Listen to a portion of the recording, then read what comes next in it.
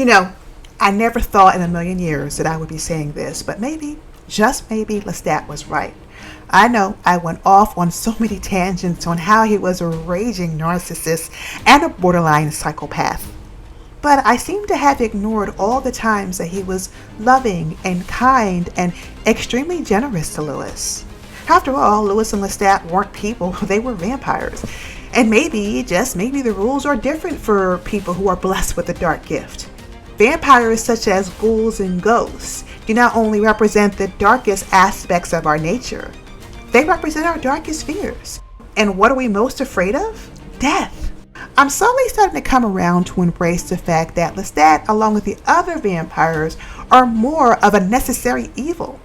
And I'll explain how and why I believe this to be in this video, so please stay tuned. Horror has always been this precarious balance between light and dark. Naturally, we are trained to root for the good guys. As a result, they tend to always win.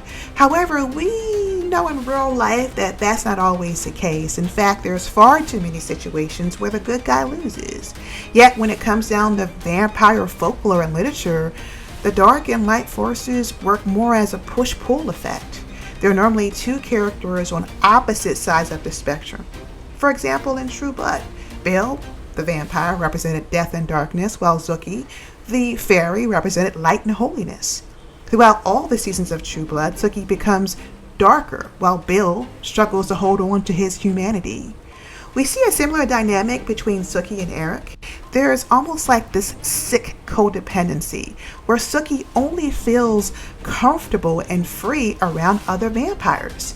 She feels comfortable around Bill and later Eric. And then as the season progresses, we see Bill and Eric becoming dependent on Zookie for her blood. I'm saying all this because maybe Louis and Lestat had this weird kind of yin-yang relationship.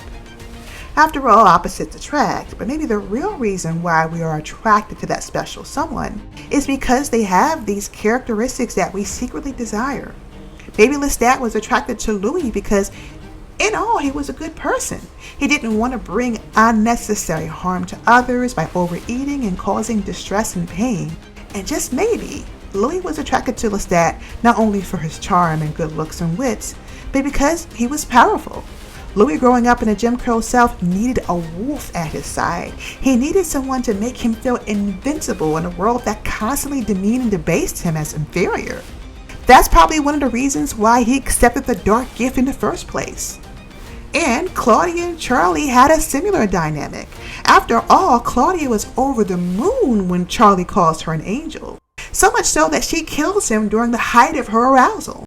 It's crazy how we value certain qualities in people, only to work diligently to tear them down. Well, I don't say that you have to enjoy it!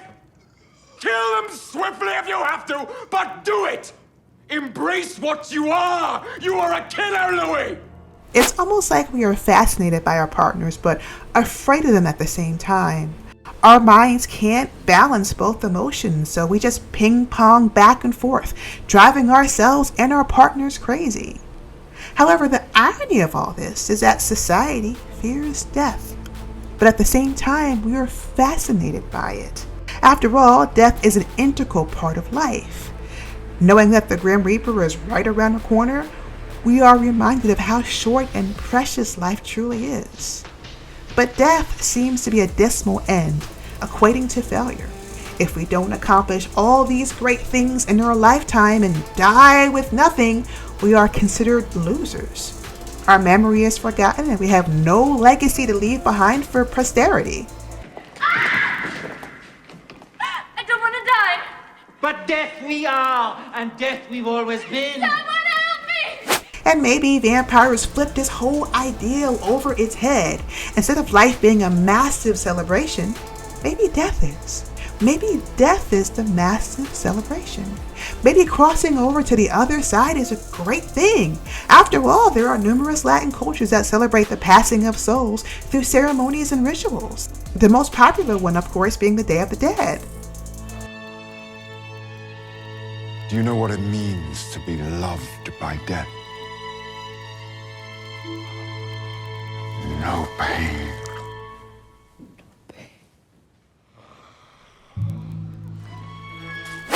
But death should not only be celebrated, it should be revered. Death is akin to negative energy, which is a natural and necessary force of nature. We can say that we are 100% positive, but sadly, that dynamic simply doesn't exist. Negative forces are continuously working beneath the surface. For example, our bodies are like the earth. They contract and expand. That means that our cells are dying or being destroyed so that our bodies can make new ones. That's how we grow. The same concept happens in nature. When things become too off balance, destructive energy formulates as a hurricane or a tornado or heck, even a tsunami. And it does this with the intentions of destroying parasites and other living matter, only so that new ones can be born.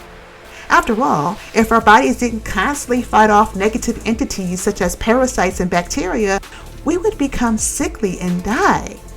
And maybe that's what vampires are doing for our society. They're killing off all the scum and saving us from our own destruction, our own demise. I've come to the understanding that Anne Rice wrote Interview with a Vampire after the sudden and tragic death of her young daughter. I suppose in her own mind she was trying to make sense of it all. She was devastated, grief-stricken, and badly in need of closure. However, I believe that her books and knowledge were a gift to all of society. Her stories were told to help us unravel the mysteries around death. More importantly, Anne Rice created a hip subculture of vampire and witch wannabes. These are people who not only embrace darkness, but death. After all, why should witches and vampires be ashamed of their dark nature? They contribute to society just as much as everyone else. Tell me, you did not feel pride. I did not feel pride. Yes, you did. Past your empathy for that woman, past your fear of being exposed. Vampire pride. I suppose that this was the premise behind True Blood, when the vampires came out of the coffins to demand justice and equal rights. So what do you think about vampire pride? What do you think about our society's traditional beliefs surrounding death? Please sound off in the comments below.